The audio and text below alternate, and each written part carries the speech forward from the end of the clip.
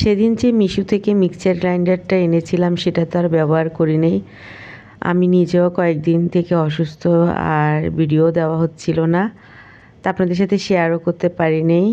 তাই আজকে এই তো মিক্সচার গ্রাইন্ডারটা ভালো করে আমি মুছে পরিষ্কার করে নিচ্ছি। আজকে জিরে ধনিয়া করব, দেখি কেমন হয়।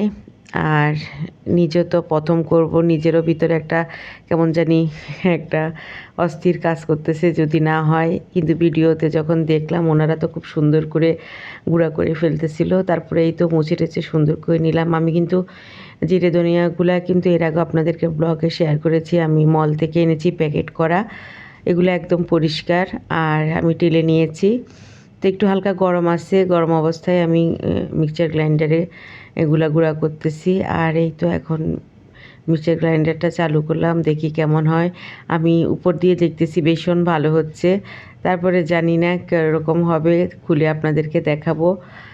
তারপরে যদি ভালো হয় তাহলে তো ভালোই, কিনে টাকাটা আর মানে বিফলে গেল না, কাজে লাগলো। তারপরে এই তো এখন খুলতেছি, আর এটা একটু ঢাকনাটা খুলতে একটু সময় লাগতেছে। নতুন অবস্থায় তো ঠিক হয়ে যাবে, কিন্তু ঢাকনা অত টাইট না, আমার কাছে মনে হচ্ছে আমি খুলতে একটু সময় নিচ্ছি।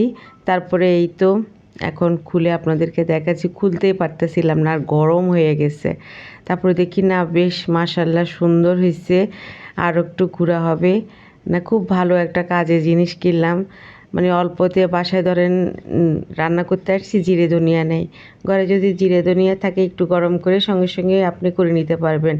খুবই কাজের একটা জিনিস, যাক কিনে সার্থক, টাকাটা অপচয় হলো না। তা আপনাদের সাথে দেখিয়ে দিলাম। দাঁড়ান আবার একটু গুঁড়া করে নিই ভালো মতো, তারপরে ফাইনালটা আপনাদেরকে দেখাচ্ছি। আর আমি প্রথম করতেছি তো আমার একটু সেটিং করতে সময় লাগতেছে, পরে দেখি যে না ঠিক হয়ে গেছে। এই তো এখন আবার সুন্দর করে বসালাম, তারপরে দেখি যে না হচ্ছে। প্রথমে একটু ভয় ভয় লাগতেছে, মনে হচ্ছে মনে হয় হবে না হবে না, তারপরে দেখি যে না সুন্দর গুঁড়া হয়েছে। দেখেন একদম পাউডার হয়ে গেছে, দেখেন এত সুন্দর হয়েছে। 2বার মাত্র মিক্সার গ্রাইন্ডারটা চালালাম, খুবই সুন্দর হয়েছে। তো দেখেন খুব সুন্দর একদম গুঁড়া হয়েছে। তো কিনে মনে হয় না যে ঠকেছি, জিতেই গেলাম। তো আপনাদের সাথে একটু শেয়ার করলাম, আশা রাখি আপনাদের ভালো লেগেছে। আর দেখেন কি সুন্দর